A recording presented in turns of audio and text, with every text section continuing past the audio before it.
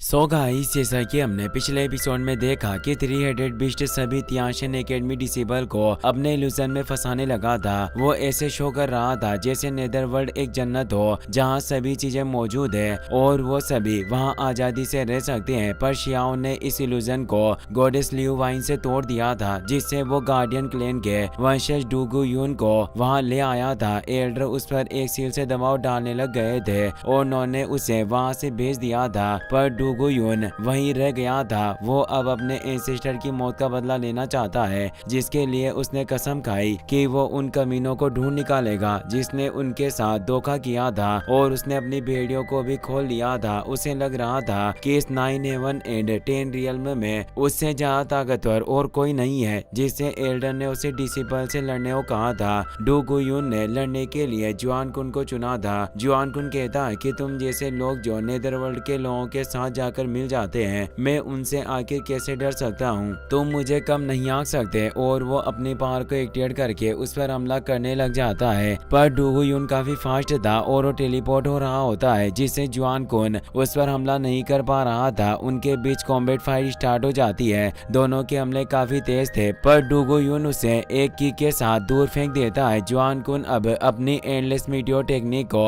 Activate कर लेता है। अनंत मीटियोरॉइड अब एक एक करके बाहर आने लगते हैं। डूगू यून उन मीटियोरॉइड से बचता हुआ लगातार आगे बढ़ रहा था। जुआन कुन के वो एकदम करीब पहुंच जाता है और जुआन कुन को संभलने का मौका नहीं मिलता और वो उसके दिल को पकड़ लेता है। जुआन कुन को तेज दर्द होने लगा। सभी काफी डर गए थे। बियान्यू कहती है कि थोड़ा रहम दिखाओ, पर डूगू यून अपनी पावर से उसके ब्लड को चेक कर रहा था, क्योंकि वो गार्डियन क्लैन के हथियारों के ब्लड को पहचानता था, इसीलिए वो उसके ब्लड को टेस्ट कर रहा था। वो उसे दूर फेंक देता है और कहता है कि तुम उन दुश्मनों के वंशज नहीं हो, इसीलिए मैं तुम्हारी जान बख्श रहा हूँ। इस बेकार की दुनिया में सभी पेटिशनर की पावर काफी मामूली है और तुम सभी नेदरवर्ल्ड की रॉयल फैमिली के बिल्कुल भी करीब नहीं हो। शियाओ मुस्कुराता हुआ कहता है कि मैं तुमसे फाइट करना चाहता हूँ। कुछ ही पलों में उसने कुनपेंग टेक्निक को एक्टिवेट कर लिया और डूगू यून पर हमला कर देता है। डूगू यून उसके हमले से दूर हो जाता है, पर वो खुद को संभालते हुए उस कुनपेंग को नष्ट कर देता है। उसने अपनी 3 डिवाइन बॉडी को एक्टिवेट कर लिया था, जिसके फियर से 3 स्लेश से वो शियाओं पर हमला करता है। वो स्लेश किसी भी चीजों को नष्ट करने की काबिलियत रखते थे, इसीलिए इन्हें 3 स्प्लिट हेवन स्लेश के नाम से जाना जाता है, जो गार्डियन एंसेस्टर की धर्मा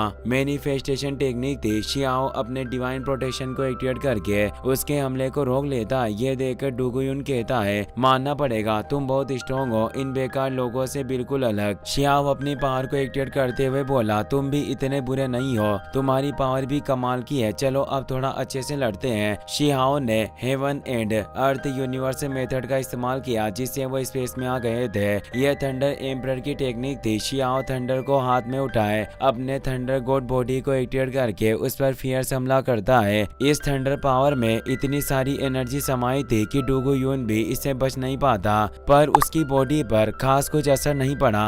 वो अपनी एनर्जी को एक्टिवेट करके शियाओ पर फेंक देता है, जिसके टकराने से शियाओ का डोमेन बिखर जाता है और वो दोनों बाहर आ जाते हैं। डूगू यून शियाओ की तारीफ करते हुए कहता है कि तुम्हारी स्ट्रेंथ वाकई काफी इंप्रेसिव है, वाकई तुम में विदेशी दुनियाओं की रॉयल फैमिली से लड़ने की ताकत है। और उस पर पंच अटैक करने आता है। शियाओ ने अपने हाथ से ही उसके पंच अटैक को रोक लिया और अब उन दोनों के बीच फियर्स फाइट स्टार्ट हो जाती है। ये फाइट इतनी फियर्स थी कि कोई उनके मूवमेंट को ठीक से देख भी नहीं पा रहा था। डूगू यून उसे हिट करने की कोशिश कर रहा था, पर शियाओ उसे अपने करीब नहीं आने दे रहा होता, जिससे डूगू यून शियाओ से इम्प्रेस हो गया था। और अब शियाओ कुनपेंग टेक्निक का इस्तेमाल करके डूगू यून को जोर से हिट करता है, जिससे वो नीचे जमीन पर जा गिरता है। शियाओ बोलता है कि तुम्हारे पास जो भी मेथड्स है उन्हें बाहर निकालो, मैं उन्हें भी दबा दूंगा। डूगू यून अपने हेलबर्ट को बाहर निकाल लेता है और कहता है कि मैंने नहीं सोचा था कि इस दुनिया में तुम्हारे जैसा कमाल का पेटिशनर होगा। रिप्लाई में शियाओ ने कहा कि तुम मेरी पावर्स को तोड़ने के योग्य नहीं हो, और वो अपनी डालुआ इमोर्टल स्वॉर्ड को बाहर निकाल लेता है। शियाओ और डूगू यून तेजी से एक दूसरे की तरफ बढ़ते हैं और अब उनके बीच काफी कमाल की वेपन फाइट होना स्टार्ट हो जाती है। दोनों ही एक दूसरे को चोट पहुंचाने की पूरी कोशिश कर रहे थे, पर दोनों ही कमजोर नहीं पड़ रहे थे। ऐसा लग रहा था जैसे दोनों की पावर ही सेम लेवल पर हो। तभी अनाउंस किया जाता है कि होली एकेडमी का मैसेंजर यहाँ आ चुका है। वो दोनों लड़ना बंद कर देते हैं। ये युआन ची भी होता है, जो होली एकेडमी के मैसेंजर को यहाँ लेकर आया था। लगा। होली एकेडमी मैसेंजर कहता है कि यहाँ हुआंग कौन है, जल्दी से उसे बाहर लाओ। सभी उन्हें देख हैरान थे। शियाओ मुस्कुराते हुए कहता है कि युआन चिप तुमने फिर से यहाँ आने की हिम्मत की। युआन चिप शियाओ की तरफ इशारा करके बोला,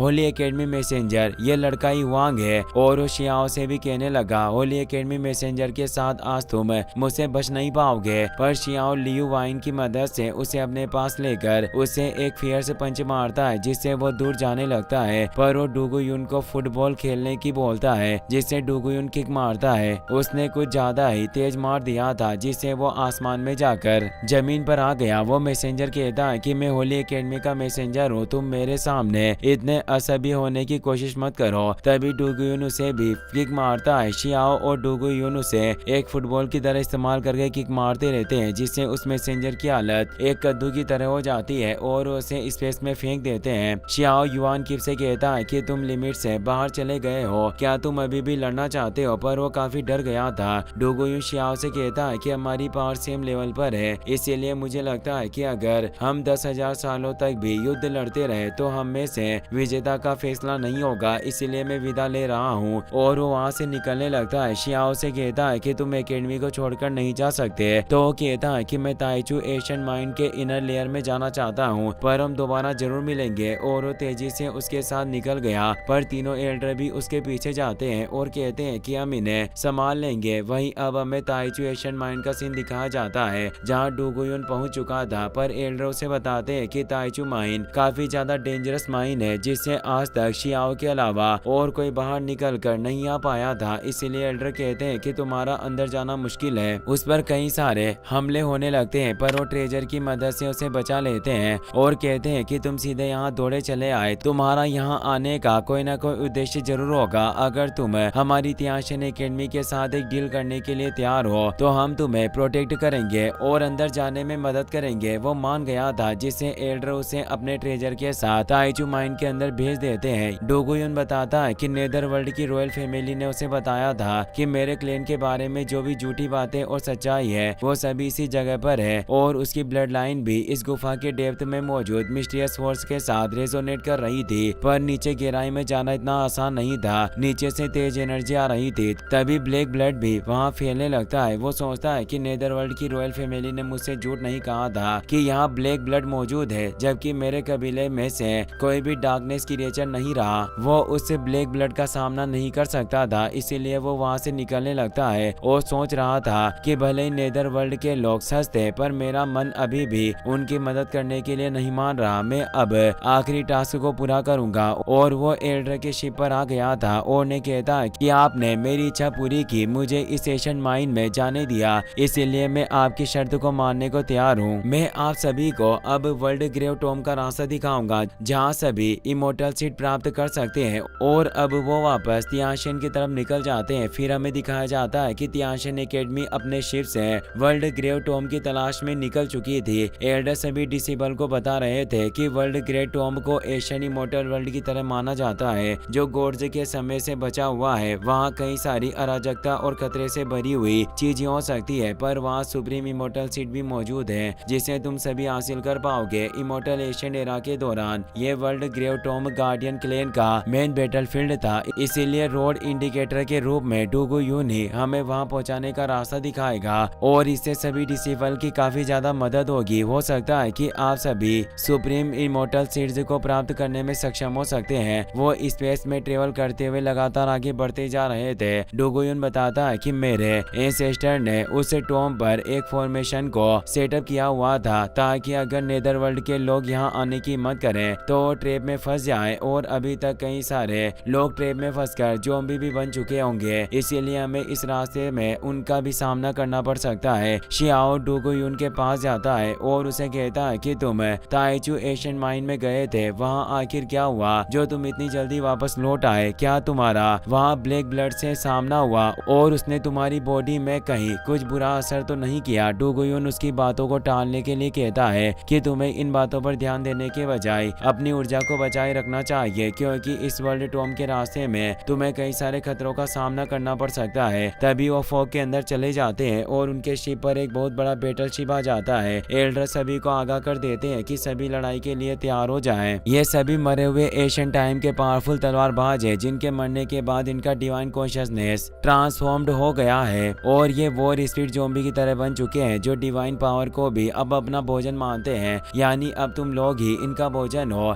जिनसे तुम्हें बचना होगा। एक एक करके कई सारे वॉर स्पिरिट ज़ॉम्बी उन पर हमला करने लग जाते हैं और तियाशिन एकेडमी के डिसेबल को मारकर खा रहे थे और अपनी पावर को बढ़ा रहे होते हैं। सभी काफी डरे हुए थे। वांगशी अपनी वीणा पावर को एक्टिवेट करके उन पर हमला करने लगती है पर वो वॉर स्पिरिट ज़ॉम्बी तेजी से रोर कर रहे थे जिससे वांगशी को चक्कर आने लगे और वो बताती है कि यह हमारी प्रीमोडियल स्पिरिट को हिला रहे हैं, मतलब वो उनकी आत्माओं को नुकसान पहुंचा रहे थे। तभी एक जायंट वॉर स्पिरिट सामने प्रकट हो जाती है। एल्डर कहते हैं कि हमें सभी को इस आपदा से जिंदा बचाना होगा और उस giant spirit ancestor war spirit पर हमला करने लग जाते हैं और अपनी शिप को प्रोटेक्ट करने लगे। शियाओ उन वॉर स्पिरिट ज़ॉम्बी को मारकर डिसेबल को बचा रहा था पर अब कई सारे वॉर स्पिरिट एलियन एक साथ उस पर अटैक करने के लिए आने लगते हैं जिससे शियाओ अपनी अल्टीमेट टेक्निक का इस्तेमाल करके उन सभी को एक ही झटके में खत्म कर देता है। वो महसूस करता है कि वो वॉर स्पिरिट एसेंस उसकी बॉडी को नरिश कर रहा है। इससे वो खुश होता है कि इन वॉर स्पिरिट को मारकर मैं अपनी बॉडी को सुधार सकता हूँ। इसी के साथ ये एपिसोड यहीं पर खत्म हो जाता है। वीडियो पसंद आया हो तो अपने दोस्तों के साथ शेयर करना। Thanks for watching.